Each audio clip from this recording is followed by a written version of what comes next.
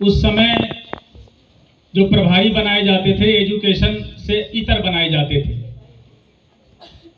लेकिन पहली बार जब ये देखा गया कि उतना सफल नहीं रहा, अब यह अनिवार्य कर दिया गया है कि स्वीप के रूप में हमारे जिला विद्यालय निरीक्षक और बेसिक शिक्षा अधिकारी का सहयोग सबसे महत्वपूर्ण है, इसलिए अब अनिवार्य कर दिया गया।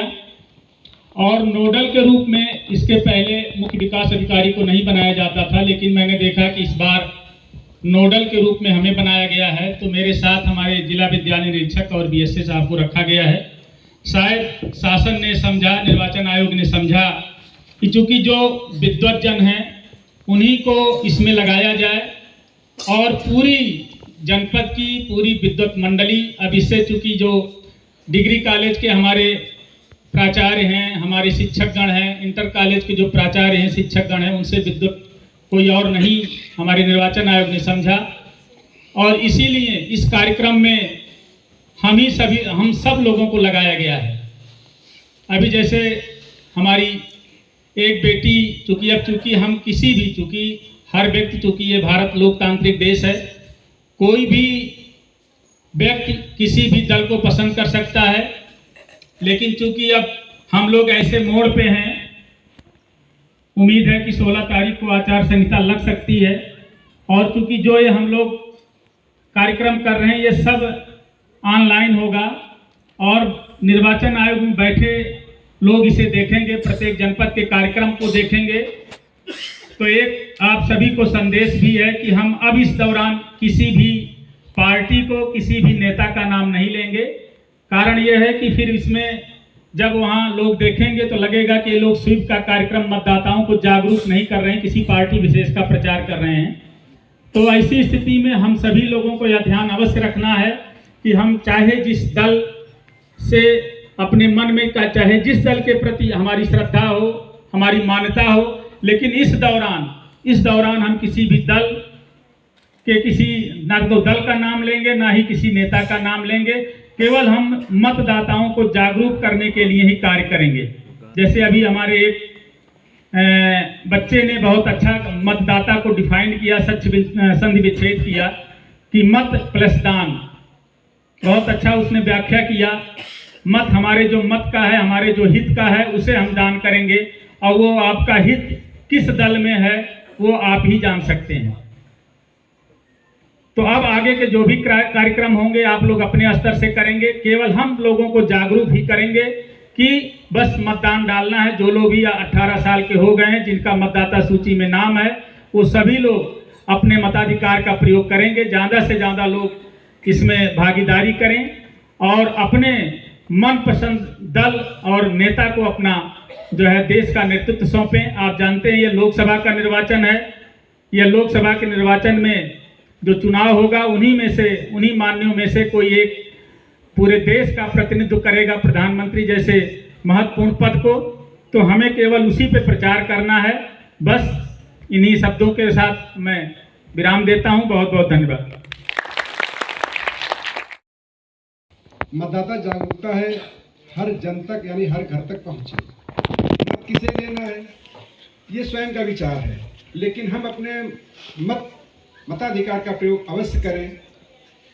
किसी आलस्य में या किसी प्रमाद में या किसी लालच में या भय में हम अपने मताधिकार का प्रयोग करने से वंचित न रह जाएं। और ये भी जागरूकता लानी है कि जैसे ही उम्र 18 वर्ष की हो तो हम अपना वोट का रजिस्ट्रेशन करवाएं, अर्थात मतदाता बनने की जो प्रक्रिया है, फॉर्म 6 है, उसको भरें। और वो बड़ी सुगमता पूर्वक है। अपने ही गांव में जो आपका बूथ है उसी पर करीब 1-2 मिनट लगातार चलता है ये कार्यक्रम। वहाँ हम फॉर्म 6 भरते हैं, सामान्य सी औपचारिकताएँ होती हैं। और इसके अलावा भी हम आज आधुनिक उपकरण जैसे लैपटॉप पर अपने मोबाइल से ही हम मतदाता बन सकते हैं। तो ये सारी जागरूकता जन जन तक पहुंचाने के लिए इस वर्कशॉप की आवश्यकता थी। तो आज वो वर्कशॉप का शुभारंभ हो चुका है और मैं बहुत बहुत आभार व्यक्त करता हूं डीआई सर का कि उन्होंने पूरे जनपद की ये जो वर्कशॉप रखी है। यहाँ से जो भी लोग जाएंगे अपने विद्यालयों में वहाँ भी जो यहाँ कुछ बताया जाएगा, हालांकि पहले भी बताया जा चुका है, ईएलसी का गठन बहुत पहले से हो चुका है और इसको पाठ्यक्रम में शामिल करने पर भी विचार बहुत पहले से था, कक्षा 9, कक्षा 10, कक्षा 11 और कक्षा 12। तो अब हम समझते हैं कि ईएलसी है क्या।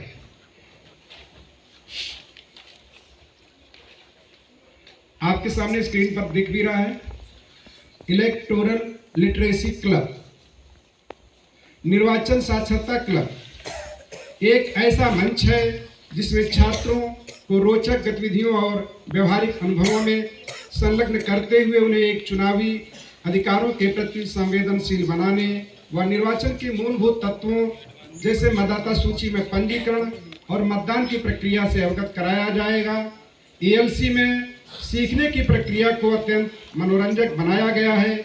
ईएलसी आधारित क्रियाकलापों और खेलों को इस तरह से बनाया गया है कि वे छात्रों को सोचने व सवाल करने के लिए प्रोत्साहित करें। ईएलसी के माध्यम से भारत निर्वाचन आयोग का लक्ष्य युवा और भावी मतदाताओं के बीच चुनावी प्रक्रिया में सहभागिता की संस्कृति को मजबूत करना है। हमारे देश में मतदान का जो प्रतिशत है वो काफ़ी कम है, विशेषकर लोकसभा का जो औसत है वो 60 के आसपास ही रहता है और पहले आम चुनाव, दूसरे आम चुनाव, तीसरे आम चुनाव में ये 50% से भी कम था। हम लोगों की लगातार जागरूक अभियान चलाने से ये मतदान का प्रतिशत कुछ बढ़ा है, लेकिन अभी उतना नहीं बढ़ा है जितना इसको बढ़ाया जाना है। इस मतदान के प्रतिशत को बढ़ाने के लिए ही सबसे सुगम साधन के रूप में शिक्षक और जन जन तक, घरों तक ये साक्षरता पहुँचे, ये जागरूकता पहुँचे, उसका सबसे सुगम माध्यम हमारे बच्चे हैं। क्योंकि आज का बच्चा कल हमारे देश का एक युवा नागरिक होगा और अपने भविष्य की दिशा स्वयं तय करेगा। अब ईएलसी के सदस्य कौन होंगे? तो हमारे विद्यालयों में 9 से 12 के छात्र ईएलसी के सदस्य होंगे। ईएलसी के लिए मेरा स्कूल नामांकन कैसे कर सकता है? तो उसके लिए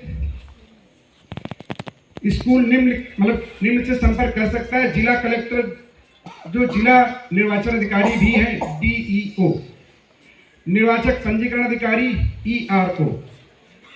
ईएलसी में हम क्या करेंगे?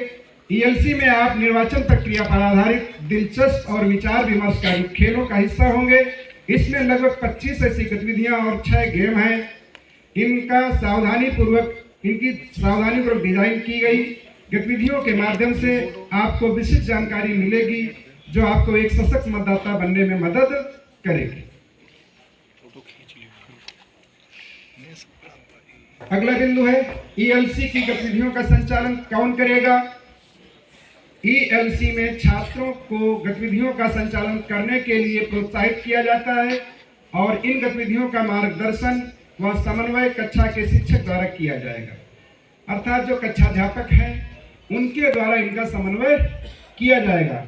छात्रों और शिक्षकों द्वारा ईएलसी की प्रत्येक गतिविधि को संचालित करने के लिए 9, 10, 11 और 12 कक्षा के लिए एक रिसोर्स गाइड को तैयार कर उपलब्ध कराया जाएगा। अर्थात मुझे प्रत्येक कक्षा से एक रिसोर्स गाइड को तैयार करना है।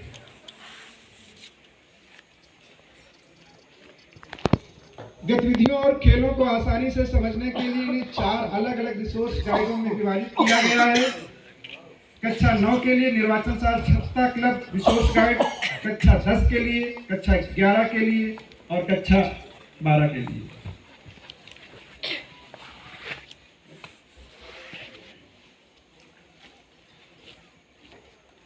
स्कूल को रिसोर्स अर्थात संसाधन कैसे मिलेंगे? ईएलसी कार्यक्रम के लिए औपचारिक रूप से DEO व ERO के साथ नामांकन करने वाले स्कूलों को सॉफ्ट और हार्ड कॉपी में ईएलसी रिसोर्स किट का एक सेट www.ecisvep.nic.in से भी आसानी से डाउनलोड किया जा सकता है। अर्थात जो विद्यालय रजिस्ट्रेशन करेंगे चाहे ऑनलाइन या ERO के यहाँ उन्हें एक किट दी जाएगी। अगला बिंदु है मैं क्या सीखूंगा। आप सीखेंगे कि दुनिया के सबसे बड़े लोकतंत्र में चुनाव किस तरह कराए जाते हैं। चुनावी प्रक्रिया के बारे में आपके सामने वाले कब, कहाँ, कैसे और क्यों जैसे सवालों के जवाबों से आप अवगत हो जाएंगे। आप EVM और VVPAT से परिचित हो जाएंगे। आपको इसके जरिए इलेक्ट्रॉनिक वोटिंग मशीन, EVM और voter verifiable paper audit trail VVPAT के बारे में पता चल जाएगा, जो मतदाताओं को कोई गलती किए बिना मतदान करने में सक्षम बनाते हैं और ये सुनिश्चित करते हैं कि आपका वोट आपके वांछित उम्मीदवार तक पहुंच जाए। ELC प्रत्येक मत के मूल्य को समझने के साथ मतदाता को डर, लालच और भय के बिना पूर्ण आत्मविश्वास के साथ अपने मत का प्रयोग करने हेतु प्रेरित करता है। ELC सदस्य बनने वाले छात्रों को उनके 18 वर्ष की आयु प्राप्त कर लेने के बाद मतदाता सूची में पंजीकरण की भी सुविधा प्रदान करेगा। अगला बिंदु, जो ELC की प्रमुख गतिविधियां उन पर एक दृष्टि। निर्वाचित गतिविधि में एक मनोरंजक फिल्म, मस्ती, दोस्ती, मतदान या कहानी स्क्रॉल के माध्यम से निर्वाचन प्रक्रिया की मुख्य अवधारणाओं को प्रस्तुत किया जाएगा। अभी कुछ समय बाद ये फिल्म के माध्यम से यह प्रदर्शित किया जाएगा। जैसे कि मतदाता बनने के लिए क्या योग्यता होनी चाहिए, मतदाता सूची में पंजीकरण कैसे करें, अपना वोट कैसे डाला जाए। निर्वाचित ELC की गतिविधियों में निर्धारित पहली गतिविधि मॉडल मतदान केंद्र। जो भी हमारे यहाँ हमारे शिक्षक यहाँ पर बैठे हुए हैं, किसी न किसी रूप में मतदान की प्रक्रिया में प्रतिभाग कर चुके हैं, चाहे वो पीठासीन अधिकारी के रूप में, चाहे सेक्टर मजिस्ट्रेट के रूप में, या P1 या P2 के रूप में कार्य कर चुके हैं। हम सभी को अच्छे से पता है कक्ष होता है, कैसे मतदाता अंदर आता है। P1 के पास में पहले, फिर P2 के पास में। जो P1 होता है हम सबको अच्छे से पता है, वो मतदाता की पहचान के लिए होता है। चिन्हित नामावली से उसका नाम, उसका भाग, उससे मिलान करता है। इसके बाद जब संतुष्ट हो जाता है तो मतलब P2 के पास जाता है और P2 वो पर्ची अपने पास रख करके फिर उसको मत देने के लिए इंगित करता है। P जो थर्ड है, वो स्याही लगाने का काम अलग P2 का है, लेकिन P थर्ड को दे देते सुविधा अनुसार। तो इस तरीके से जो PO है उनकी भी चेयर एक जगह पर होती है। वो सारी इस मतदान के कक्ष की अंदर की सारी प्रक्रिया को बखूबी सूक्ष्मता के साथ निरीक्षण करते हैं। किसी तरह की कोई अप्रिय स्थिति न होने पाए, उसका पूरा ध्यान पीठासीन अधिकारी का होता है। और गेट से आने का और गेट से बाहर मतदान डालकर जाने की समुचित व्यवस्था होती है। मतदान हमारा गोपनीय होता है, उसकी भी पूरी सुरक्षा रखी जाती है कि कोई भी व्यक्ति अगर मत दे रहा है तो उसको किसी तरह से ना तो कोई रिकॉर्ड कर सके, न स्वयं, न कोई और उसको देख सके। और ये भी सावधानी रखी जाती है कि अगर भीड़ ज़्यादा हो रही है तो उसको थोड़ा तेजी के साथ, इस सारी गतिविधियों से आप सब लोग परिचित हैं। तो हम चाहेंगे कि एक मॉक यानी छद्म अपने विद्यालयों में जाकर के बच्चों को बताना है कि जब निर्वाचन होता है तो इस तरह से ये सीटें पड़ी होती हैं, इन पर कौन कौन अधिकारी बैठे होते हैं, कैसे आते हैं, कैसे मत डालते हैं, कहाँ से कैसे स्याही लगती है और कैसे मतदान देकर के हम चले जाते हैं। हमारे लोकसभा और विधानसभा का निर्वाचन इलेक्ट्रॉनिक वोटिंग मशीन से होता है। तो अभी भी बहुत से लोगों के मन में थोड़ा ख्याल है कि हमने जिसको मत दिया क्या उसको मत मिला या नहीं मिला। तो उसके लिए VVPAT की भी व्यवस्था है। पिछले चुनाव से VVPAT की व्यवस्था है। तो उसमें जिस कैंडिडेट को हमने वोट दिया है 30 सेकंड के लिए